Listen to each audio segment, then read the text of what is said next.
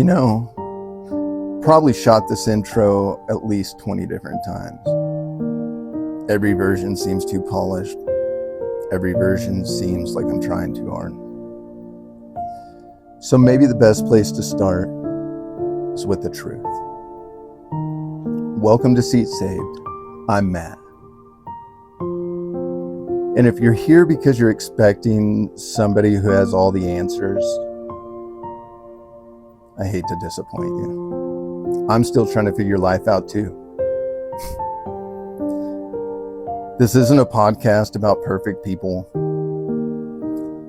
It's not a podcast where somebody sits behind a microphone pretending they've mastered parenting, faith, mental health, relationships, or life.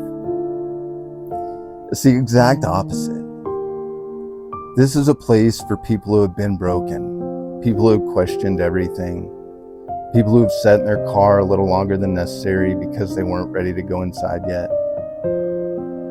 People who have smiled in public while quietly falling apart in private.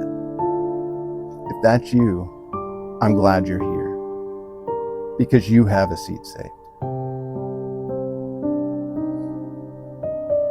And there's another reason that this podcast exists. Actually, it's the reason. If you're watching, you're probably wondering why this chair. Out of all the places that I could have built a set, why an old recliner? Because this chair has a story. For a long time, I hated this chair. Not because there's anything wrong with it. It's comfortable. But because of what it represented. There was a season of my life where this chair became my prison. My body was here, but my mind wasn't. Mental health has a way of doing that to you. People think depression, PTSD looks like somebody lying in bed. Sometimes it does. But sometimes it looks exactly like this. Sitting in that same chair, hour after hour. Day after day, watching life happen instead of living it.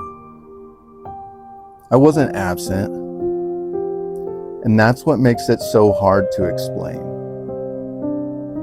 I was home. I was around. I tucked my kids into bed at night. I watched cartoons. I heard their laughter. I listened to their stories. From the outside, it probably looked like Dad was there. But inside, I was somewhere else.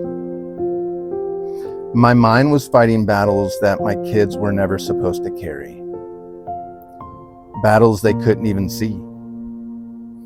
And while I sat here, their lives kept moving. They grew taller. They lost teeth. They learned new things. They scored goals, made memories. And I was close enough to hug them, yet mentally I was so far away that I missed pieces of it. I don't know if they realized it. Truthfully, I don't even know that I realized it.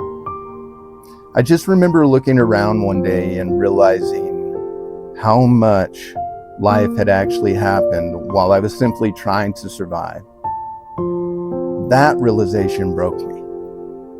Because you never get that time back. There are no do-overs for childhood, no replay button, no way to relive bedtime stories you weren't mentally prepared for. No way to recreate the version of your 6-year-old son or your 9-year-old daughter.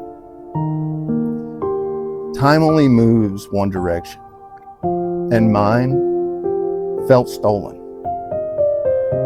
Not because I didn't love my kid. God knows I love him. I would have given my life for them without a second thought.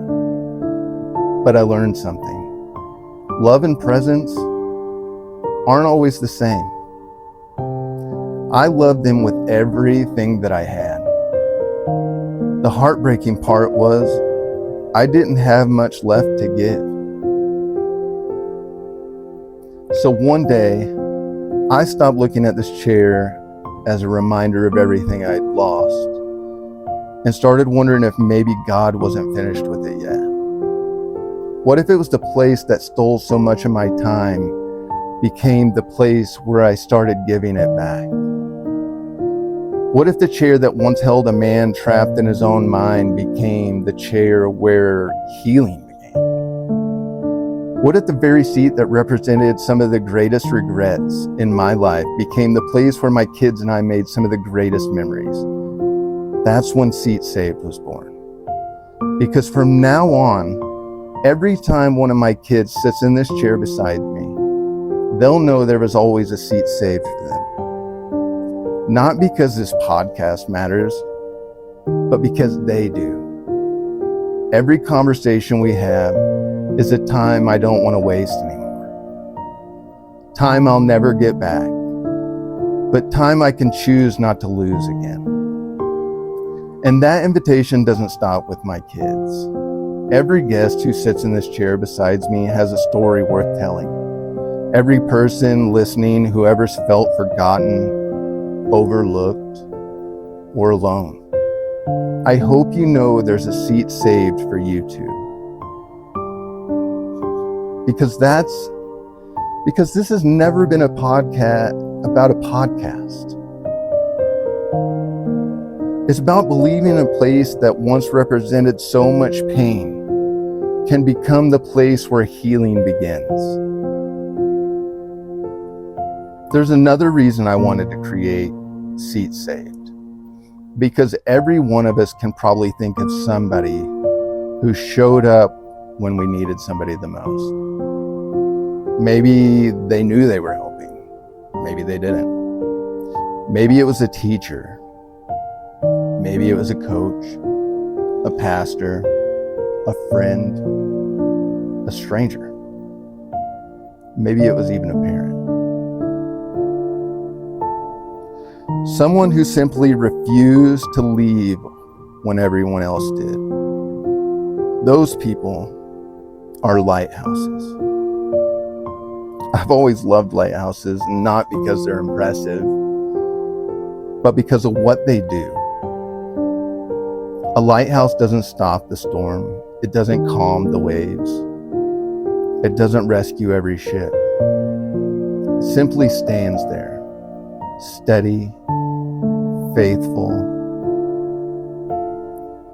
pointing people towards safety. Sometimes that's enough to save a life. So today I want to ask you something. Who is the lighthouse in your life? Take a second and really think about it. Who's the first person that came to your mind? Maybe they're still here. Maybe they're not. Maybe you've never told them. Maybe they have absolutely no idea how much they've changed your life. When I asked myself that question, my answer surprised me. Because when I think about who kept me fighting, who unknowingly pulled me back towards hope, I don't think about somebody famous. I don't think about somebody who had all the right words. I think about 4 little people, my kids. They probably have no idea. There were days when I couldn't see much light ahead, but I could hear one of their laughter. I'd remember one of their hugs. I could picture their faces, and somehow that was enough. Enough to keep me going. Enough to pray one more prayer. Enough to believe that tomorrow might be different. Because they became my lighthouses without ever knowing that they were guiding me home. One day, they'll be sitting in this chair next to me. We'll laugh. We'll tell stories. We'll ask hard questions. We'll remember moments we've forgotten. We'll make new memories together. And maybe, just maybe,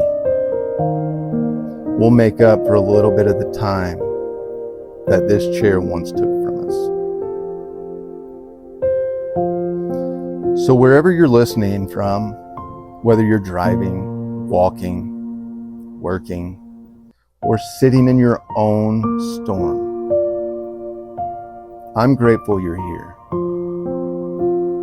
Maybe somebody became a lighthouse for you. Maybe one day you'll become a lighthouse for somebody else.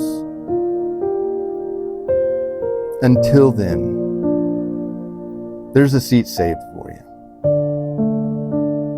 Welcome to Seat Saved.